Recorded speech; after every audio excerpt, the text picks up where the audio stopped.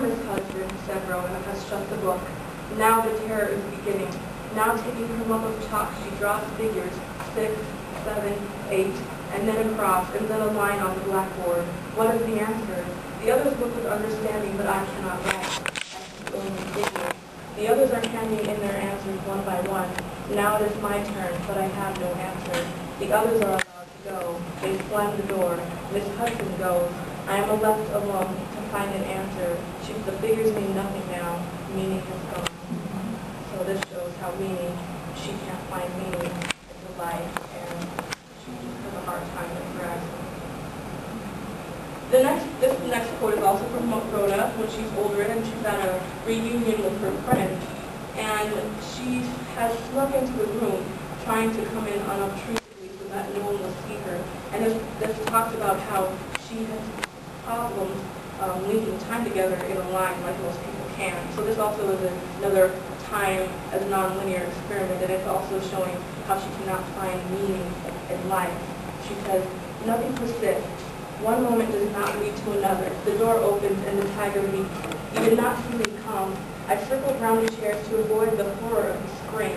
I am afraid of you all. I am afraid of the shock of sensation that leaps upon me because I cannot deal with it as you do.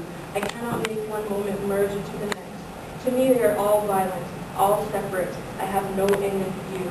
I do not know how to run minute to minute and hour to hour, solving them by some natural force until they make the whole an individual mass that you call life. So she can't find meaning in life that is her end in view. She has no end in view or purpose to make the moments connect together. It's a non-linear time, but ultimately I think that Woolf is experimenting with postmodernism, but she's not committing to it. She's not a postmodern writer, and she's just ultimately drawing back into her modernist tradition. I'll read this.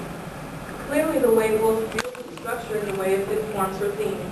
By departing from certain modern conventions while embracing others, Woolf is able to approach this text from a more postmodern perspective than some of her previous novels. Through her structuring of the novel, readers are able to perceive time as other than linear. They also can perceive a blending of the novel with drama. Woolf uses these innovations to address ideas of alienation, anxiety, and meaninglessness in ways that show a clear departure from her established modernist works, such as Miss Dalloway. However, though the characters of Percival and Rhoda display strong postmodern meaning, the abundance of more modernist meaning-making characters in the text anchor it to modernist roots. By seriously questioning the conventional norms of meaning in time and the ways, Woolf both participates in and departs from modernist tradition as she uses interludes and episodes to rhythmically expand the genre to prefigure postmodern concerns. And here are my works that I use for that topic. And I'd like to say thank you to my advisors for giving me such good advice and helping me so much. And for all of you for waiting for me.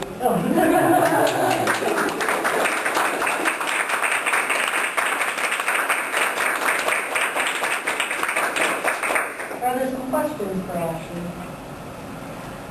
You mentioned that you read 6 other novels and some short stories. Would you say that there are some hints of postmodernism in terms of relevance as well? Yes, I mean, not many of them.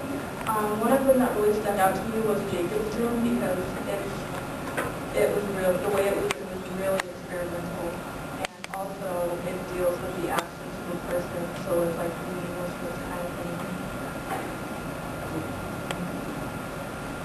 What do you know about Woolf's writing process?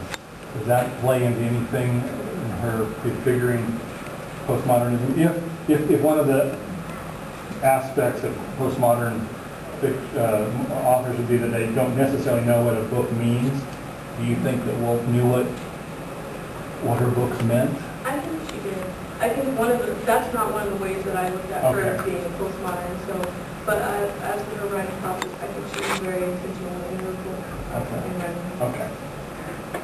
How difficult was it for you to find material that just dealt with the stories and not with her whole as a whole?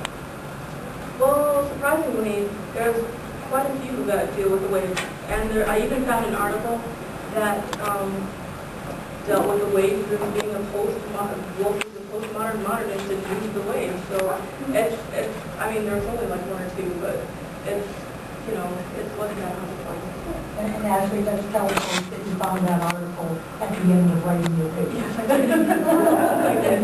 And you found all these works in the library here? E-books? Very library long. But no e-books?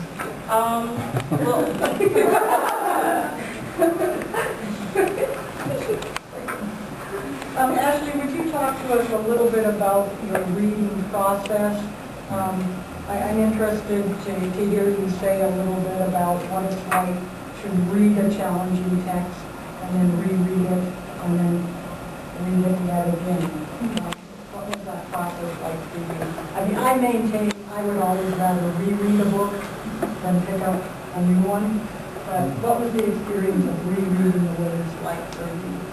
well, I mean, since I already had my topic for my paper in mind, I was kind of rereading with like looking for, oh, where's the perfect text? But it was really, and I think I saw a lot of things that I hadn't seen the first time around.